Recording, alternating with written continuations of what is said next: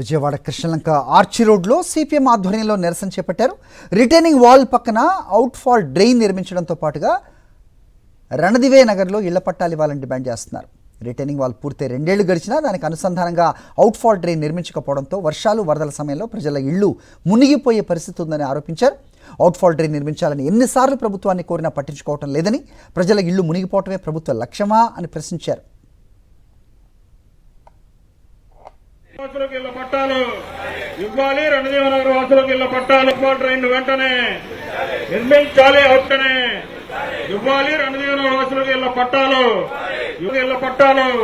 నిర్మించాలి, outfall train వెంటనే నిర్మించాలి, అవుట్ఫాల్ ట్రైన్ వెంటనే కట్టాలి, అవుట్ఫాల్ ట్రైన్ వెంటనే ఇవ్వాలి, రణజీవనగర్ వాసులకు ఇళ్ల వెంటనే కట్టాలి, అవుట్ఫాల్ ట్రైన్ వెంటనే నిర్మించాలి.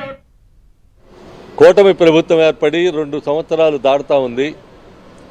ఈ గత 2 సంవత్సరాల నుండి కూడా అవుట్ఫాల్ డ్రైన్ నిర్మాణం చేయించమని అనేక సార్లు ఎంపీ, కలెక్టర్లు, అధికారులు, ఎమ్మెల్యేకి అనేక సార్లు విజ్ఞప్తులు చేసినా కూడా పట్టించుకునేటువంటి పరిస్థితి కనపట్ల.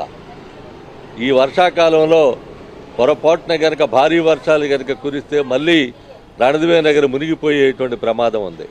రిటైనింగ్ వాల్ కట్టిన తర్వాత అవుట్ఫాల్ డ్రైన్ కట్టకుండా 2 సంవత్సరాల నుంచి ఇదిగో టెండర్ అయిపోయింది, అదిగో టెండర్ అయిపోయింది అని చెప్పడం అని అంటే ఇది చాలా దారుణమైనటువంటి విషయం. మరిన్ని అప్డేట్స్ కోసం ఛానల్ ను సబ్స్క్రైబ్ చేయండి. నోటిఫికేషన్స్ కోసం బెల్ ఐకాన్ పై క్లిక్ చేయండి.